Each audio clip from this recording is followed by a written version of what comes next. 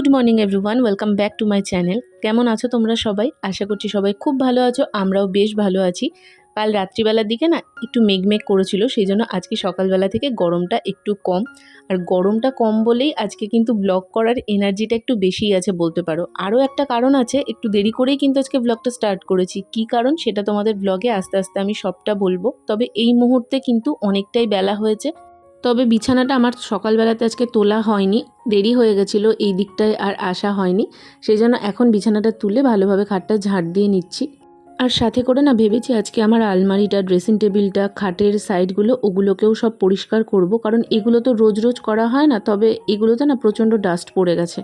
Dressing টেবিলটাতেও প্রচণ্ডই ধুলো পড়েছে, সামনেটার অবস্থা দেখলেই তোমরা বুঝতে পারবে, পুরো ধুলোতে না সাদা হয়ে আছে। আসলে আমাদের ঘরের সামনে যেহেতু পুরো মাটির উঠোন, তো সেই জন্য ধুলোটা একটু বেশিই পড়ে। আর এগুলো প্রত্যেক দিন না মোছার সময়ও হয়ে ওঠে না। আর সত্যি কথা বলতে যা গরম পড়েছে, আর আমার এই ঘরে যা গরম, সারাদিন বসে থেকে এখানে এই টুকটাক কাজগুলো করার মতন এনার্জিও থাকে না। তবে ওই যে বললাম আজকে ওয়েদারটা একটু ঠান্ডা, গরমটা ভীষণই কম অন্য দিনের তুলনায়, সেই জন্য আজকে কিন্তু কাজের এনার্জিটাও প্রচণ্ড।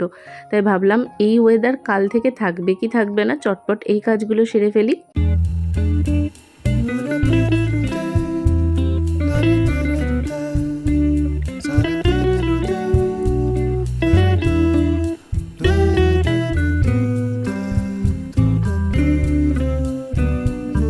বিয়ের প্রথম আমি আসলে বুঝতে পারিনি, তাই গরম চায়ের কাপটা আমি ড্রেসিং টেবিলটার ওপর মাঝে মধ্যে রেখে দিতাম। আর সেটার জন্য দেখো সামনেটায় কেমনভাবে দাগ পড়ে গেছে। এত খারাপ লাগে আমার এখন এটা দেখলে। এত দাম দিয়ে জিনিস কেনার পর সেটা যদি যত্ন করে না টেকানো যায়, সেটা যদি নষ্ট হয়ে যায়, তাহলে এর থেকে খারাপ লাগার আর কিছুই নেই। তবে এখন আমি গরম ঠান্ডা কোনো কিছুই রাখি না। তাও মাঝে মাঝে ভুল করে জানো তো জলের বোতলটা এর ওপর রাখা হয়ে যায়, কিন্তু যখনই চোখ পড়ে তখনই আবার সাথে সাথে ওটাকে সরিয়ে রাখি। আর এই দিকটা পরিষ্কার করার পর আয়নাটাও পরিষ্কার করে নিয়েছি। এখন আলমারিটাকে পরিষ্কার করব। আর এই আলমারির সাথে যে কত কিছু ঝুলিয়ে রেখে দিই আমি। আসলে একদিনকে বেরিয়েছিলাম, সেদিনকে কিছু ডকুমেন্টসের কাজ ছিল, সেই ডকুমেন্টসগুলো এই ব্যাগে করেই নিয়ে গেছিলাম। আর তারপর থেকে ব্যাগটা এখানেই রয়েছে, 2 দিন আগে হবে। সে ব্যাগটা আমার আর তোলা হয়নি। আর এই টেডিটাকে তো এখানটাতে ঝুলিয়ে রাখি, আমার বেশ দেখতে ভাল লাগে এই জায়গাটা করে রাখলে।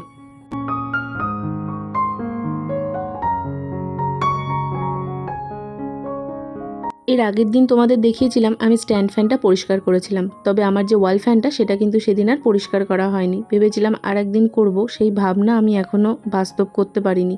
ওটা উপর থেকে নামিয়ে পরিষ্কার করে আবার আমি ওপরে একা একা সেট করতে পারবো, এই ভরসাটা না আমি করে উঠতে পারছি না। আমার মনে হচ্ছে যদি খোলার পর আমি আর সেট করতে না পারি, আর সেই চক্করে ওটা এখনও অবধি পরিষ্কার হয়নি। এদিকে এই ফ্যানটা ইউজ করতে করতে আবার দেখবে নোংরা হয়ে যাচ্ছে, কিন্তু ওটা আর পরিষ্কার হচ্ছে না। তবে না গো, এরম করলে হবে না। এরপর একদিন আমি নামিয়ে ওটা নিজে নিজে পরিষ্কার করার চেষ্টা করব।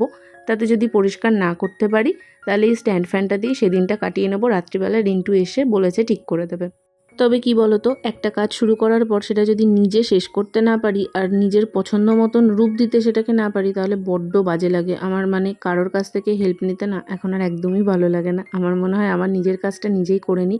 কেউ এসে করে দেবে সেই ভরসায় বসে থাকো, এটা আরও অধৈর্যের ব্যাপার আমার কাছে এখন। তাই আর কি, দেখা যাক। ঠাকুর ঠাকুর করে যদি পেরে যাই, তাহলে তো আর কোনো প্রশ্নই থাকে না।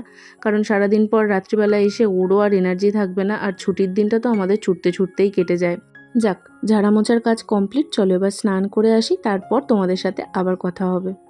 আর এদিকে দরজাটা খোলা রেখেছিলাম যাতে ঘরের গরম হাওয়াটা বেরিয়ে যায়, ঘরটা একটু ঠান্ডা থাকে। কিন্তু তেনাদের আবার এই সময় আগমন বেশি, তাই জন্য আবার দিয়ে দিতে হলো। তাদের উৎপাতে তো ঘরের দরজা জানলা সব বন্ধ করে বসে থাকতে হবে, এমন অবস্থা।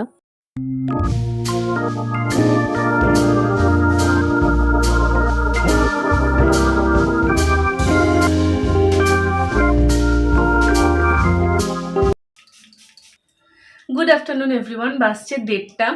আজকে না আসলে আমার এত বেলায় ব্লগ স্টার্ট করার কোনো ইচ্ছাই ছিল না। আমি আসলে আজকে ভেবেছিলাম ব্লগ করব না, কিন্তু কি হয়েছে জানো, আমার একটা টোটাল রেডি, মানে পুরো এডিট করা, ভয়েস ওভার দেওয়া, ইভেন থাম্বনেলটা অবধি আমি বানিয়ে নিয়েছিলাম। আমি ভেবেছিলাম ফোন থেকে আপলোড করে শিডিউল করে রেখে দেবো আর ডিলিট করে দেবো ফোন থেকে। ফোনে অনেক ভিডিও জমে যাচ্ছে, তো আমার প্রায় 10টা মতন ভিডিও ফোনে জমে আছে। সেইটা ভেবেছিলাম যে আমি করে নেব, আজকে আপলোড করে দেবো। এই ভিডিওটা থাম্বনেলের জন্য যে আমি স্ক্রিনশটগুলো নিয়েছিলাম, সেই স্ক্রিনশটগুলো ডিলিট করতে গিয়ে ফুল রেডি ব্লগটাকে আমি ডিলিট করে দিয়েছি। ইভেন আমি রিসাইকেল বিন থেকেও ডিলিট করে দিয়েছি।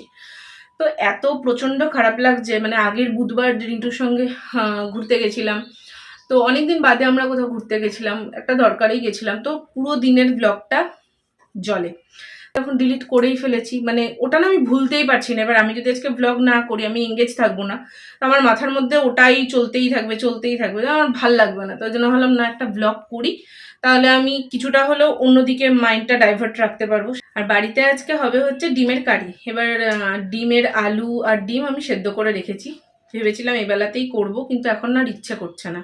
তো দেখি যা সেদ্ধ করা আছে সেটা থাক, সেটা ওবেলাতে করে নেবো। ডিম সেদ্ধ দিয়ে এবেলা হয়ে যাবে, ওবেলাতে তরকারিটা করবো। দাঁড়াও, আমার একটা কল আসছে, রিসিভ করি আগে। করবো না ভেবে আবার পেঁয়াজ টেয়াজ কাটতেই লাগলাম। ভাবলাম না, এবেলার কাজ এবেলাতেই সেরে রাখি, তাহলে সন্ধ্যে থেকে আমি একটা মি টাইম পাবো। আসলে সন্ধ্যেবেলার দিকটা আমার সেরকম কোনো কাজ থাকে না তো, আর ওই টাইমটা ভিডিও এডিট করি বা একটু মার সাথে কথা বলি, এই সমস্তর জন্য না আমার সন্ধ্যেবেলার দিকটা নতুন করে রান্নার চক্কর রাখতেও ইচ্ছা করে না। মনে হয় ঠিক আছে, যদি না করতে হয় ওবেলায়, এবেলায় যদি করার অপশান থাকে তাহলে করেই রেখে দিই। সেই জন্য ইচ্ছে না করা সত্ত্বেও আবার এইগুলো নিয়ে বসেই পড়লাম। ওদিকে তো টমেটোটাকে ঘষে নিয়েছি, আর একটু পেঁয়াজও ঘষে নিয়েছি, আর কিছুটা পেঁয়াজ কেটে নিয়েছি। এরমভাবে করলে না আমি দেখেছি বেশ অন্যরকম টেস্ট হয়। মানে পুরো পেঁয়াজটা ঘষে না দিয়ে কিছুটা ঘষে কিছুটা ওই ভাজার মধ্যে দিলে বেশ ভাল লাগে। এবার আমি তোমাদের একটা মজার কমেন্ট পড়ে শোনাবো। আগের দিন আমি তোমাদের জিজ্ঞেস করেছিলাম কোন কোম্পানির ফ্রিজ নিলে ভালো হবে, তো তোমরা প্রত্যেকেই নিজের মতন করে নিজেদের ওপিনিয়ন শেয়ার করেছো। এই কমেন্টের মধ্যে একটা দারুণ কমেন্ট এসেছে আমার। আমি নিজের দাদাকে বিয়ে করেছি বলে আমার বাড়ির থেকে ফ্রিজ, আলমারি এগুলো কিছুই যৌতুকে দেয়নি।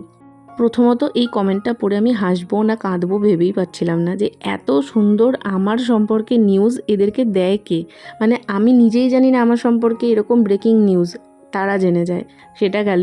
দ্বিতীয়ত হচ্ছে আজকের দিনে দাঁড়িয়ে এগুলো কেউ বিশ্বাস করে? মানে যৌতুক দেওয়া, পণ নেওয়া, পণ দেওয়া, এগুলো মানে চলে? আমার ঠিক জানা নেই। হ্যাঁ, অনেক জায়গাতে চলে। যে কমেন্টটা করেছো সে একজন মেয়ে, তোমার নাম দেখেই বোঝা যাচ্ছে। তোমার নাম বলে তোমাকে আমি আর হাইলাইট করব না গো, সে যাই হোক। কিন্তু তুমি একটা মেয়ে হয়ে এই পণ দেওয়া পণ নেওয়াটাকে সাপোর্ট করো, সেইটা আবার তুমি বড়াই করে বলছো সোশ্যাল মিডিয়াতে যে আমি নিজের দাদাকে বিয়ে করেছি বলে আমাকে পণ দেয়নি। কেন গো? পণ দিতেই হবে? যদি আমি অ্যারেঞ্জ ম্যারেজও করতাম সেক্ষেত্রে কি পণ দেওয়াটা খুব মানে জরুরি ছিল? আর তোমায় কে বলেছে আমি জানি না যে আমি নিজের দাদাকে বিয়ে করেছি, একদমই না গো। আমি তোমাদের সঙ্গে অনেকবার শেয়ার করেছি যে আমাদের লাভ ম্যারেজ হয়েছে, কিভাবে হয়েছে না হয়েছে। তারপরেও তুমি কোথার থেকে এরকম একটা মতামত প্রকাশ করতে পারলে আমি জানি না। তবে না, আমাদের লাভ ম্যারেজ হয়েছে ঠিকই, কিন্তু আমাদের কোনো এরকম সম্পর্ক ছিল না। এর থেকে বেশি এক্সপ্লেনেশন আমি তোমাকে দেবও না, কারণ আমার এই সোশ্যাল মিডিয়াতে আমার বিয়ের আগে থাকতে আমি ব্লগ করছি। যারা আমার আগের চ্যানেলে ছিলে তারা আমার আশীর্বাদ, পাটিপত্র, বিয়ে সব ভিডিও দেখেছো। তো যাই হোক, তুমি হয়তো দেখোনি, নতুন হতেই পারো, কিন্তু এর থেকে বেশি এক্সপ্লেনেশন না আমি আর এই টপিক নিয়ে দেবো না। Good evening. ওই কমেন্টটার রিপ্লাই দিতে দিতে আমার ডিমের রান্না করা কমপ্লিট, তারপর দুপুরবেলা লাঞ্চ কমপ্লিট করে দেখলে আমি ঘুমিয়ে পড়েছিলাম। সন্ধেবেলায় উঠে এখন চোখ মুখ ফুলিয়ে ফেলেছি, কারণ এত সুন্দর ঘুম হয়েছে। ওই যে বললাম না, ওয়েদারটা খুব ভালো ছিল, বেশ অনেক কটা দিন পর দুপুরবেলা একটু শান্তি করে ঘুমিয়েছি। আর এখন আমি বসে একটু জল খাচ্ছিলাম। আসলে আজকে সন্ধ্যে থেকে না আমার প্রচণ্ড মাথাটা যন্ত্রণা করছে। এত বাজে একটা স্বপ্ন দেখেছি, সেই স্বপ্ন নিয়ে আমি আর কথা বলতে চাই না। যাকে আমি প্রচণ্ড ওভার থিঙ্ক করি, এটা আমার একটা খুব বাজে রোগ। আচ্ছা, কারা কারা আমার মতন প্রচণ্ড বেশি ওভার থিঙ্ক করো আমাকে বলো তো, তাহলে আমি বুঝবো আমি একা নই, আমার দলেও লোক রয়েছে। তো সেই ওভার থিঙ্ক করার ফলেই ওরকম স্বপ্ন দেখেছি, আর স্বপ্ন দেখে পুরো মুড মেজাজ গরম করে নিয়ে ঘুম থেকে উঠেছি। উঠে আমি এখন চা করে নিলাম। এই কটা দিন তো সন্ধ্যাবেলার দিকে আমি চাও খাচ্ছিলাম না, কিন্তু আজকে যেহেতু ওয়েদারটা বেশ ঠান্ডা ঠান্ডা, সেই জন্য চা করে নিলাম। আর একজন এসেছিলেন, তার জন্য একটু চিনি দিয়ে চা করলাম। আমি আর মা তো চিনি ছাড়া খাই। মাদের 2 কাপ চা মার ঘরে দিয়ে আসবো, আর তারপর নিজের চাটা নিয়ে রান্নাঘরের লাইটটা বন্ধ করে সোজা আমার ঘরে এসে বসবো। কারণ এই টাইমটা আমি একটু ভিডিওটা এডিট করি, কারণ সারাদিনে যা ভ্লগ করা হয় এই টাইমটা এডিট করে রাখলে ফোনটা ক্লিয়ার হয়ে যায়। আর তাছাড়াও এই টাইমটা একটু মাকে ফোন করি, কারণ এই 6:45 নাগাদ থেকে মা ফাঁকাই থাকে। তো এই টাইমটা ফোন করার পর মাও চলে যায় রান্নাবান্নার দিকে, আর আমি নিজের মতন তারপর টাইম কাটাই এডিট করা বলো বা এই ইউটিউবে একটু এই ওই ভিডিও দেখা, এই সমস্ত। তো চাটা না খেতে প্রচণ্ডই ভাল লাগছিলো আজকে, কারণ ওই যে বললাম মাথাটা যন্ত্রণা করছিল, আর আদা দিয়ে চা করেছি তো বেশ ভাল লাগছিল। একটু বেশি করেই নিয়েছিলাম, আমি চা খেলে বেশি করেই খাই। আর দেখো মাথা পুরো ঘাড় ফাড় দিয়ে যন্ত্রণা করছে, আর ঘুমের রেস্ট তো কাটেই নি। তো বেশ শান্তি করে বসে ফ্যান চালিয়ে চাটা খেলাম। এরপর বেশ খানিকটা সময় নিজের মতন করে কাটানোর পর এখন একটু সন্ধেবেলার জন্য মুড়ি মাখবো। আসলে আমাদের তো রাত্রিবেলা খেতে অনেকটা লেট হয়ে যায়, তাই জন্য এই টাইমটা একটু মুড়ি খেলে না আর খিদেটা অতটা পায় না। দুপুরেও আজকে একটু তাড়াতাড়ি খেয়েছিলাম, তো সেই জন্য এখন ওই মুড়ি টুড়ি মাখার জন্য পেঁয়াজ লঙ্কা এই সমস্ত কেটে নিয়ে চানাচুর দিয়ে ভালো করে একটু মুড়ি মেখেছিলাম ঝাল ঝাল করে। আর এরপর মার ঘরে বসে একটা মুভি দেখছিল মা, তো দুজন মিলে সে মুভি দেখতে দেখতে মুড়িটা খাবো।